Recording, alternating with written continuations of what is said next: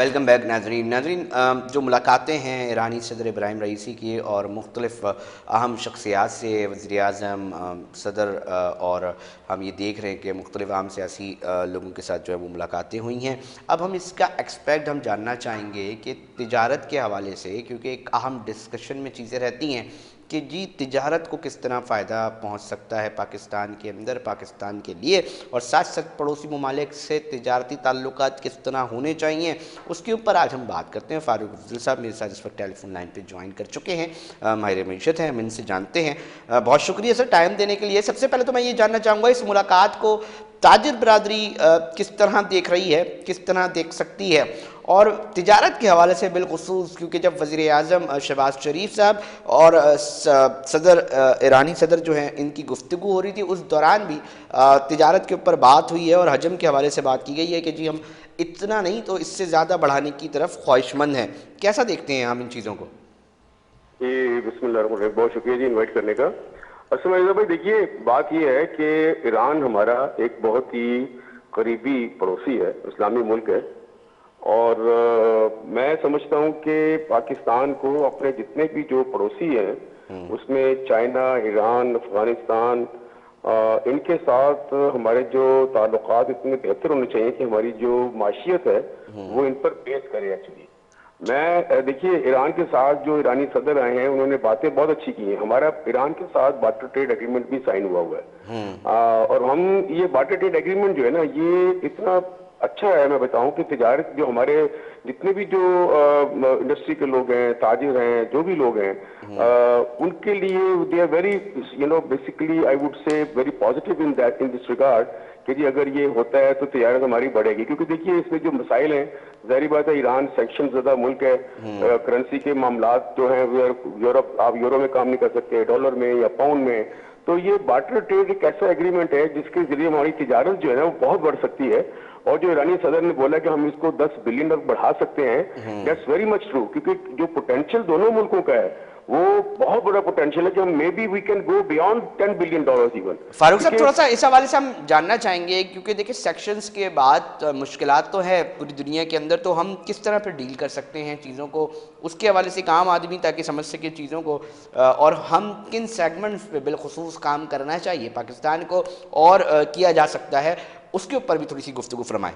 देखिए मैं ये समझता हूँ जिस तरह ईरान ने ऑफर की हुई हमको पहले भी अभी भी तेल, गैस और जो बिजली है, हम इसको बार्टर ट्रेड में ला सकते हैं G2G के हिसाब से। हम उनसे तेल सस्ते दामों ले सकते हैं, गैस सस्ते दामों ले सकते हैं। आप देखिए कि इतना करीब होके अगर आप पाइप लाइनें बिछाएं, ये सारी ट्रांसमिशन लाइन बिछाएं, तो कितना इजी तरीके से हम इसको पाकिस्तानी अवाम को हम सहूलतें मुहैया कर सकते हैं। हमारी इंडस्ट्री के लिए, हमारी तिजारत के लिए आप देखिए कॉस्ट ऑफ डूइंग बिजनेस कितनी कम हो जाएगी हमारी। और हम अगर इसको बार्टर ट्रेड पे ले जाए कि उनसे जिन नरखों में हम इंपोर्ट करें उसके बदले हम उनको जो है ना यहाँ से जो कंज्यूमर गुड्स की हम उनको ऑफर कर सकते हैं कि हम आपको क्या दे सकते हैं। तो ये एक ऐसी चीज है कि जिससे आपको डॉलर, यूरो किसी में काम करने की जरूरत नहीं है। अब मैं इसी को कनेक्ट करना चाहूँगा फारूक साहब कि मिसाल के तौर पे अगर हम इन चीज़ों को कामयाबी के साथ लेने में कामयाब हो जाते हैं तो हमारा फ़र्क क्या आएगा? मतलब अभी जो बिजली के रेट्स हैं फिर कितनी कमी आ सकती है, जो गैस और दीगर चीज़ें हैं उसमें कितनी कमी आ सकती है? देखिए मैं जो समझता हूँ कुछ नहीं तो 60 to 65% इजीली हमारी चीजों में कमी आएगी। मैं एज इंडस्ट्रियलिस्ट जो है, मेरी इंडस्ट्री है, तो मैं अगर इस वक्त 60 रुपए का, 80 रुपए का या 60 रुपए का यूनिट दे रहा हूँ इस वक्त, तो मैं उसको 20 रुपए पे ला सकता हूँ उस चीज को मैं।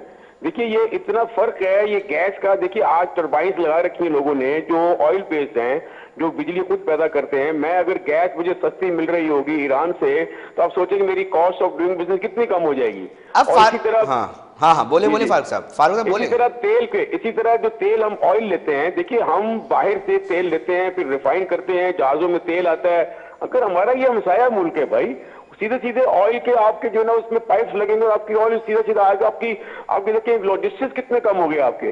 अब फारूक साहब फिर मुझे इस सवाल का भी तो जवाब चाहिए ना कि जब आपको सस्ती बिजली मिलेगी, सस्ती गैस मिलेगी, और इस तरह बिलखुसूस मैं सनतकारों के हवाले से बात कर रहा हूँ, तो फिर जो एक्सपोर्ट के अंदर जो कंपटीशन है उसमें भी यकीनी तौर पे बेहतरी आएगी, मुख्तलिफ मंडियों में, देखिए, मुख्तलिफ ममालिक में हम बिल्कुल कम कर ऐसा ही सकते है, अली रज़ा हैं। भाई, मेरा देखिए, सवाल जब ये है सर कि इतनी जी। सीधी सादी सी बात है, इतनी सीधी सादी सा सादा सा फॉर्मूला है, ये इतने बड़े बड़े जो माशाल्लाह से बैठे हुए हैं लोग इख्तिदार में, क्या समझते हैं, क्यों उनके समझ नहीं आ रहा, क्यों अपने ही मुल्क के अंदर मौजूद सनतकारों को फ़ायदा देने के लिए ऐसी पॉलिसीज नहीं बन पा रही? आपकी क्या राय है? आप मुझे चाहेंगे मैं खुल के बोलूं क्या? आप फारूक साहब, आपका एक मौक़िफ़ है, मैं इस पे कोई देखिए, मेरा पाबंदी तो नहीं मौक़िफ़ लगा है, ज़ाहिर सकता। है उससे आपका एग्री होना जरूरी नहीं है, या किसी का भी जो सुनने वाले उनका भी एग्री होना मैं तो जरूरी नहीं सिंपल है, सा ठीक सवाल है? कर सकता हूँ आपसे फारूक साहब, जवाब देना और आपका मौक़िफ़ होगा वो बराह रास्त देखिए, आवाम मैं तक ये जाएगा। समझता हूँ, देखिए बात ये है कि जिन आकाओं की वजह से हम डरते हैं, सीधी सी बात है, और जो इस मुल्क का जिस नहज में पहुंचा हुआ है, वो उन्हीं आकाओं की वजह से, जिनसे पूछ के हम अपनी इकोनॉमिक पॉलिसीज बनाते हैं, जिनसे पूछ के हम फाइनेंशियल पॉलिसीज बनाते हैं। अगर उनसे नेगोशिएशन हमारे लोग नहीं कर सकते, तो बिल्कुल इनकी इनकॉम्पिटेंसी है, इनसिंसियरिटी है टूवर्ड्स द कंट्री एक्चुअली। देखिए, आप फिर उनको बोले कि हमारे मुल्क का इस वक्त जो मसला है, ये इन तीन चीजों का बेतहाशा मसला, जिससे मेरी एक्सपोर्ट हर्ट हो रही है, मेरे लोगों का मसला प्रॉब्लम आ रहा है, अगर हम वहां से ना ले, फिर आप हमको दो उतनी रेट के ऊपर कि हम अपने मुल्क के मसाइल हल कर सकें। अब फारूक साहब, पता है क्या हो, मामला है फारूक साहब, मैं यहाँ पर एसोसिएशन ताजिर बिरादरी को जब लेकर आता हूँ ना, सनतकारों को अपने साथ प्रोग्राम में बिठाता हूँ, वो रोना पता है क्या कहते हैं? वो रोना ये रोते हैं कि भैया आप हमें सिर्फ इतना सा बता दीजिए कि जब हमारे पास एक चीज़ इतनी बिजली महंगी, इतनी गैस महंगी, और उसके बाद जब हम कोई भी चीज़ प्रोडक्ट बनाएंगे और आलमी मंडी में लेके जाएंगे, तो ऑलरेडी इतने सारे कॉम्पिटिटर्स बैठे हुए हैं जहाँ बिजली सस्ती, जो अपने ममालिक के लोगों को, सनतकारों को कम दे रहे हैं। मसला ये है कि फिर एक चीज़, मिसाल के तौर पर एक मोबाइल है, वो 10 रुपये का रखा हुआ है, दूसरा कह रहा है जी मुझसे 7 रुपये का ले लो। अब मसला ये है कि जो 7 रुपये का है वो क्वालिटी में भी बेहतर है, वो कीमत में भी कम है, तो लोग तो इसी को लेंगे। तो फिर ये जो कंपटीशन है, हम नेशनल लेवल पे मीट नहीं कर पा रहे, फिर इसका जो खमियाजा अल्टीमेटली नेशनल लेवल पे पूरे मुल्क की सतह पे पड़ेगा ना फारूक साहब? नहीं, देखिए बात सुने, बात ये है कि जब आपका इन्फ्लेशन कैसे ठीक होगा, ये जो आप जैसे पेट्रोल की प्राइसेस बढ़ाते हो, बड़े आसानी से बढ़ा देते हो ना, आप डीजल की प्राइस बढ़ाते हो, आप मिट्टी का तेल बढ़ा देते हो, आप बिजली के रेट बढ़ा देते हो, तो जो कंज्यूमर को जो चीज जा रही होती है, डेफिनेटली वो उसके ऊपर अफेक्ट पड़ता है, उसके लॉजिस्टिक्स में फर्क पड़ेगा। हर बंदे की कॉस्ट ऑफ प्रोडक्शन बढ़ जाती है। जब कॉस्ट ऑफ प्रोडक्शन बढ़ेगी तो डेफिनेटली वो किससे वसूल करेगा? मेरे और आपसे वसूल करेगा उस चीज को। वो इन्फ्लेशन, महंगाई इसी तरह बढ़ती है। आप देखिए, डॉलर आपके, जब एक्सपोर्ट बढ़ेगी आपके पास डॉलर आएंगे, जब एक्सपोर्ट बढ़ेगी आपकी इंडस्ट्री चलेगी। आपको जब इतना आपके पास वाफर मिकदार में तेल, गैस, हर चीज होगी, तो people would definitely go for having for the more investment industry actually, क्योंकि जो यूनिट होगा वो वायबल होगा लगाना, कि गैस के रेट सस्ते हैं, बिजली सस्ती है, तेल सस्ता है, वो वायबिलिटी हो जाएगी। तो आपके जो एम्प्लॉयमेंट का जो इशू है, जो आपके सारे इश्यूज हैं, वो इन तीन चीजों से मैं शर्तिया कहता हूं कि बेहतर हो जाएगा, आपके पूरे मुल्क का सिस्टम ठीक हो जाएगा आपका। लेकिन हम इसको सोच नहीं रहे, इस चीज को।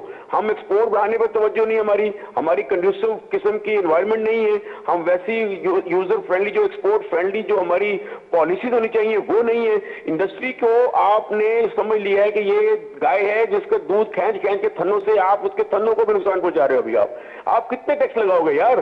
सर, हम तो ये वाली बात कहते हैं, अक्सर गुफ्तगू होती है कि कम से कम अमरूद के बीज छोड़ दें, बीज को दोबारा कोई एक नई नस्ल आकर लगाकर दोबारा अमरूद खा सके। मगर जो सूरत हाल हम देख रहे हैं, इनका ये कि जो भी ले लो, हाइब्रिड बीज आ रहे हैं आजकल यूएसए से, वहां से जीएमओ के बने, वो ले लेंगे, कोई बात नहीं, इनको मार दो यार आप। बात ये है कि आप जब तक ऐसी पॉलिसीज नहीं बनाएंगे, देखिए इंडस्ट्री फ्रेंडली ना होंगी, जब तक आपकी एक्सपोर्ट पॉलिसीज लॉन्ग टर्म नहीं होंगी, आप जब एक्सपोर्टर्स को इंसेंटिव्स नहीं देंगे, इंसेंटिव में ये नहीं कहता कि आप उनको रिबेट दें, नो, हमारा देखिए ये इंसेंटिव है मेरे लिए। अगर मैं ईरान से लेता हूं बिजली या गैस, तो ये मुझे सस्ती मिल रही है ना, ये मेरे लिए इंसेंटिव है एक्चुअली। मैं तो रिबेट देने के खिलाफ हूं इंडस्ट्री को। मैं कहता हूं नहीं, आपकी कॉस्ट ऑफ प्रोडक्शन आप खुद अपना कम करें उस चीज को, लेकिन गवर्नमेंट को वो एनवायरमेंट देना चाहिए एटलीस्ट कि जिससे इंडस्ट्री पनपे। देखिए, जब तक आप एक्सपोर्ट ओरिएंटेड किस्म की इंडस्ट्रीज नहीं लगाएंगे, आपकी एक्सपोर्ट कैसे बढ़ेगी? इवन जो अभी एक्सपोर्टर्स हैं वो इंडस्ट्री बंद कर रहे हैं अपनी, एक्सपोर्ट आपकी कम होती जा रही है। अभी देखिए एक्सपोर्ट आपकी कम हुई है 8.5-9% आपकी। तो आप समझते कि एक्सपोर्ट अगर होगी तो डॉलर कैसे आपके आएंगे आपके पास? आप रेमिटेंस के लेके बैठे हुए, रेमिटेंस आ जाएंगे एक्सपेट्रियट्स के। अच्छा भाई, वो आगे उसके बाद क्या होगा? आगे आपने प्लानिंग की कि डॉलर्स कैसे आएंगे पाकिस्तान में? देखिए, ट्रेड डेफिसिट होता है, करंट डेफिसिट होता है, ये सारे कैसे हैं? ये किस तरह दूर करेंगे आप इन चीजों को? जब तक देखिए आपको लॉन्ग टर्म पॉलिसी पॉलिसीज मसलहत के बगैर हमारे यहाँ कंप्रोमाइज होते हैं। वो इंडस्ट्री नाराज हो जाएगी, वो बंदा नाराज हो जाएगा, वो एमएनए नाराज हो जाएगा, वो सेनेटर नाराज हो जाएगा। अगर हम जब तक इन मसलहतों से नहीं निकलेंगे मुल्क के मुफाद की खातिर, सर ये मुल्क कभी आगे नहीं बढ़ पाएगा। हमारी पॉलिसीज वो बन ही नहीं पाती हैं। हमें किसी न किसी को खुश करना होता है, किसी मुल्क को खुश करना होता है, किसी बंदे को खुश करना होता है, किसी शहर को खुश करना होता है। तो ऐसे काम नहीं होगा, हम वही स्टेटस को रहेगा, हम रोते रहेंगे इसी तरह। आप भी सर मैं इधर एक रहेंगे। मिसाल आप फारूक साहब बताना चाहूँगा, और मतलब मैं आप उसको सेकंड करें या नहीं करें, कि अभी भी हमारी ना जो मुहावरे हैं या हमारे तंज है, तो हम एक बात अक्सर कहते हैं कि तुम्हारी तो टके की औकात नहीं है, हम टके से रिजेम्बलेंस देते हैं, मगर आज टका भी कहाँ पहुँच गया है, रुपए की कदर वो कम हो गई है। तो अब तो हमें मुहावरे भी मतलब तब्दील करने पड़ेंगे ना। बात समझ रहे हैं आप मेरी, जो मैं कहना चाह रहा हूँ? हम इस स्टेज पे पहुंच गए हैं। Pakistan used to be the 4th largest cotton producing country, right? अब हम 4th भी नहीं रहे हैं, ठीक है। हमारी जो 14 मिलियन बेल 13 मिलियन बेल्स आती थी, अब वो 8.5 9 मिलियन बेल्स पे आ गई, अब हम 7वें नंबर पर आ गए। आप बांग्लादेश में they hardly produce 1 lakh bales उगाते हैं, वो hardly, you know, look at their exports. इस वक्त they have surpass China for the knit garment exports actually. उन्होंने उसको मतलब यू नो उसको बाईपास कर दिया उसको, और कहां पहुंच गए एक्सपोर्ट उनकी? इस वक्त $52 बिलियन की उनके एक्सपोर्ट्स हैं।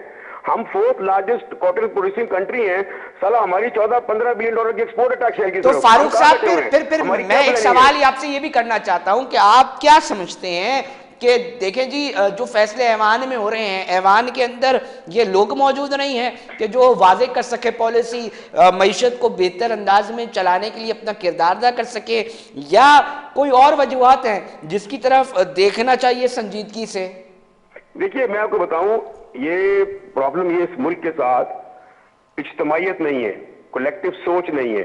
इस वक्त शुरू से पाकिस्तान में इनफरादियत पे चल रहा है, हर बंदे की इनफरादी सोच है, इनफरादी बेनिफिट देखा जाता है, कलेक्टिव सोच नहीं है हमारे यहाँ, इज्तमाइयत नहीं है। मुल्क के बारे में आप मुझे कोई एक बंदा बता दे जो मुल्क के बारे में सोचता और काम करता हो। हमारे यहाँ देखिए नौकरी करते हैं, काम कोई नहीं करता है। काम जब किया जाता है ना तो आप दिन नहीं देखते, रात नहीं देखते, आप अपना सब कुछ जान निछावर करते हो मुल्क के लिए, लोगों के लिए।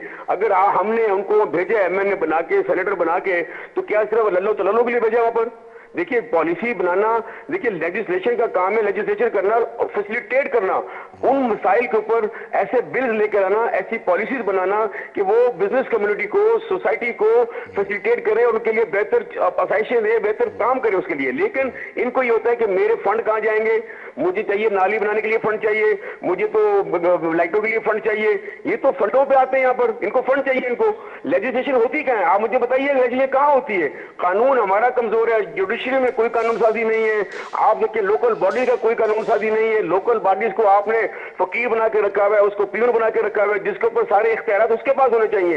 ये गलियां, रोड, लाइटें, ये सारा लोकल बॉडीज का काम है यार, ये एमएनए का, सेंटर का काम नहीं है। फंड बिल्कुल ऐसा ही है, बिल्कुल ऐसा ही है, हम तो बिल्कुल इसको सेकंड करते हैं। मगर मसला ये है कि सियासत को इस नैच पे ले आया गया है कि एक आम आदमी भी ये तवक्को कर रहा होता है कि जी हमने वोट आपको दिया और आप हमारा काम करेंगे, और फिर जो बल्दियाती इदारे नुमाइंदे हैं वो अक्सर इख्तियारात का रोना रोते हैं। और इस शहर की बिलखसूस बदकिस्मती ये है कि मुझे अक्सर ताजरी कहते दिखाई देते हैं कि अगर हम अपनी सनत को छोड़ दीजिए, हम किसी और मुल्क नहीं लेके जा रहे, कम से कम हमने अपनी शिफ्टिंग अगर करनी भी है तो हम ये सोचने मजबूर हो रहे हैं कि पंजाब की तरफ कर लें। सर ये भी एक भयानक रुख नहीं है कि आपने पॉलिसीज़ बिलखसूस कराची के अंदर, जो कि तिजारती हब मरकज़ कहलाता है, वहाँ पर बिजली पूरी पाकिस्तान के अंदर प्राइवेटाइजेशन का वो मामला नहीं है जो यहाँ पर है, और फिर सनतों को बड़ी मुश्किलात दरपेश हैं। तो अब सनतकार इस शहर को कम से कम इस एतबार से भी छोड़ने की तरफ मजबूर हो रहे हैं। तो ये एक भयानक रुख नहीं है? आप क्या समझते हैं? ऐसा भयानक रुख है, मैं आपको बताऊं, पूरे पाकिस्तान की जो टोटल एक्सपोर्ट होती है 50% export it is from Karachi.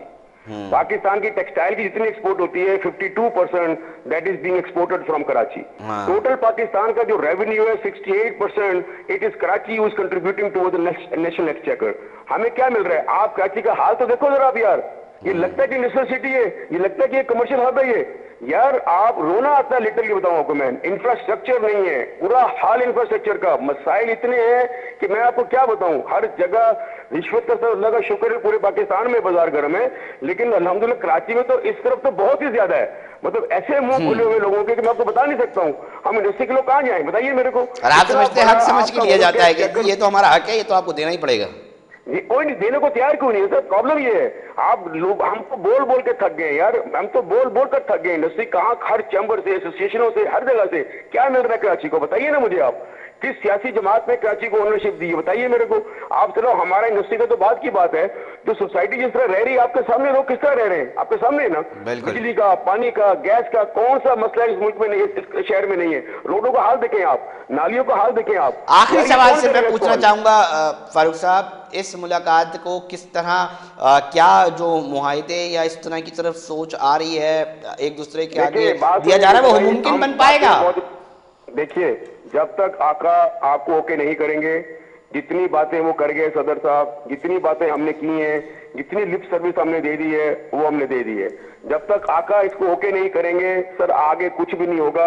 ये लिप सर्विस रहेगी, कुछ भी नहीं होगा। इसके लिए आपको बहादुरी दिखानी पड़ेगी, मुल्क की मफादात में आपको फैसले करने पड़ेंगे। अगर इंडिया ईरान से सारे काम कर सकता है, अगर इंडिया रशिया से सारे काम कर सकता है, तो why not we can't protect our interest, बहुत शुक्रिया फारूक साहब, हम अपना मौक़िफ़ पेश करने के लिए हमारे मुंशद थे, अपना मौक़िफ़ रख रहे हैं। और हमारी कोशिश भी ये होती है कि जी हम पूरा मौका दें कि किसी की भी राय हो वो इस प्रोग्राम के ज़रिए जो है वो आवाम तक जाए, और आवाम के ऊपर हम छोड़ते हैं कि वो फैसला करें कि क्या दुरुस्त है क्या नहीं। नाज़रीन, वक्त हुआ एक छोटे से ब्रेक का, ब्रेक पे जा रहे हैं, फिर हाजिर होते हैं।